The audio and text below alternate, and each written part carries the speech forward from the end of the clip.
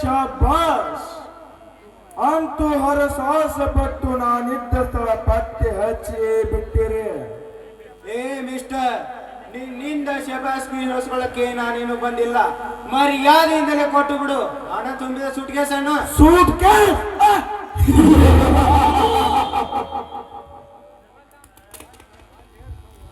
ಏ ಇನ್ಸ್ಪೆಕ್ಟರ್, ಸ್ಮಶಾನಕ್ಕೆ ಹೋದ ಹಣ ಈ ಗರುಡನ ಕೈಗೆ ಬಂದ ಹಣ ವಾಪಸ್ ಬರಲು ಎಂದಿಗೂ ಸಾಧ್ಯವಿಲ್ಲ. ಏ ಗರುಡ, ಸಾಧ್ಯವಾಗದನ್ನು ಸಾಧಿಸಿ ತೋರಿಸುವುದೇ ಇನ್ಸ್ಪೆಕ್ಟರ್ ಸಂದೀಪನ ಮುಖ್ಯ ಕೆಲಸವಾಗಿದೆ. ಒಂದಿಟ್ಟು ಹೆಜ್ಜೆ ಹಿಂದಿಡುವುದು ಜೈಮಾನದಲ್ಲೇ ಇಲ್ಲ. ಜೈಮಾನ? ಇನ್ಸ್ಪೆಕ್ಟರ್, ಅದನ್ನೇ ನಾನು ಹೇಳ್ತಾ ಇರೋದು. ಈ ಗರುಡನ ಕೈಗೆ ಬಂದು ಸೇರಿದ ಹಣವನ್ನು ಹಿಂತಿರುಗಿಸೋದು ನನ್ನ ಜಯಮಾನದಲ್ಲೇ ಇಲ್ಲ. ಸುಮ್ಮನೆ ಇಂಥ ಕಾರ್ಯಕ್ಕೆ ಕೈ ಹಾಕಿ ಕೈ ಸುಟ್ಟುಕೊಳ್ಳಬೇಡ, ಕೈ ಬಿಟ್ಟು ಬಿಡ. ಏ ಗರುಡ, ಕೈ ಬಿಟ್ಟು ಬಿಡೋದಕ್ಕೆ ಕೈಯಲ್ಲಿ ಬಳೆ ಇಲ್ಲ, ಕೈಯಲ್ಲಿ ಬೇಡಿ ಇದೆ. ಮರ್ಯಾದೆಯಿಂದಲೇ ಕೊಟ್ಟು ಬಿಡು ಹಣ ತುಂಬಿದ ಸೂಟ್ಕೇಸ್ ಅನ್ನು. ಮರ್ಯಾದೆ?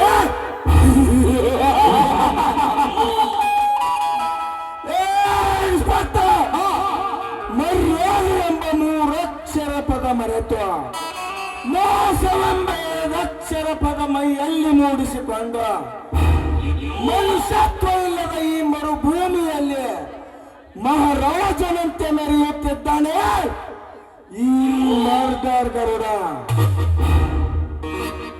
ಸುಮ್ಮನೆ ಇಂಥ ಕಾರ್ಯಕ್ಕೆ ಕೈ ಹಾಕಬೇಡ, ಸುಮ್ಮನೆ ಹೊರಟು ಹೋಗುವ. ಲೇ ಗರುಡ,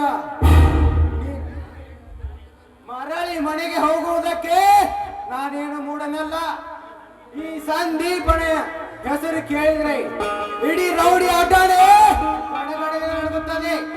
ಅಂತಲ್ಲಿ ನನ್ನ ಹೆದರಿಸುವೆಯೋ ಎಂದು ನಿನಗೆ ಗುಂಡಿ ತೊಡುವುದು ಕಡ ಖಂಡಿತ.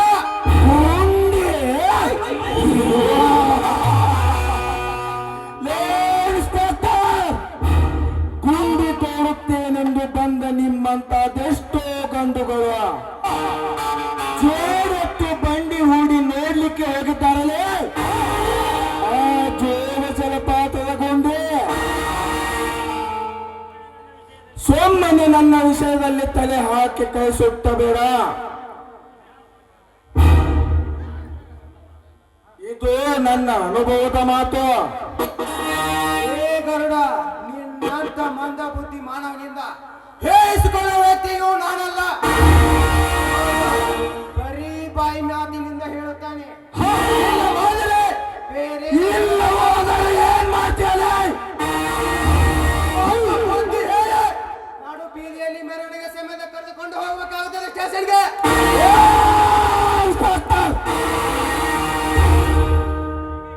ಈ ಗರುಡನ ಮುಂದೆ ನಿಂತು ಮಾತನಾಡಬೇಕಾದರೆ ಭಯಪಟ್ಟು ಮೂತ್ರ ವಿಸರ್ಜನೆ ಮಾಡಿಕೊಂಡಿದ್ದಾರೆ. ಅಂಥದರಲ್ಲಿ ನನ್ನನ್ನೇ ಒದ್ದು ಸ್ಟೇಷನ್ಗೆ ಒಯ್ಯುವುದಂದ್ರೆ ಏನುಲೇ?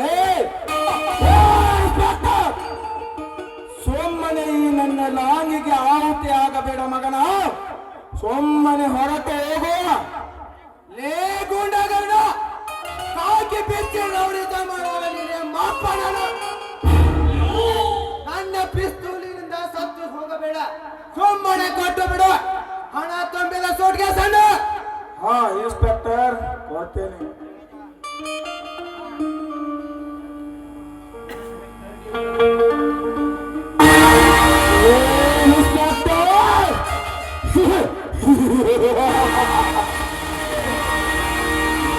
ಕೇಳಿಸುವೆ ಆ ನಿನ್ನ ಪಟಾಕಿ ಪಿಸ್ತೂಲನ್ನ.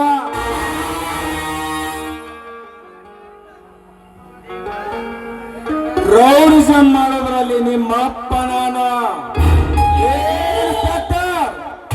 ಒಂದೇ ಒಂದು ಹೆಜ್ಜೆ ಮುಂದೆ ಇಟ್ಟಿದ್ದೆ, ಆದರೆ ಮಗನೇ ಈ ನಿನ್ನ ಪೀಸಿ ತಲೆ ಪೀಸ್ ಪೀಸ್ ಬರ್ತೇನೆ.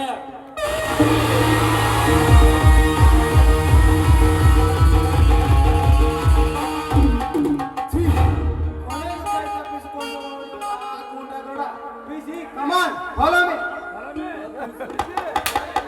ಹೃದಯದಲ್ಲಿ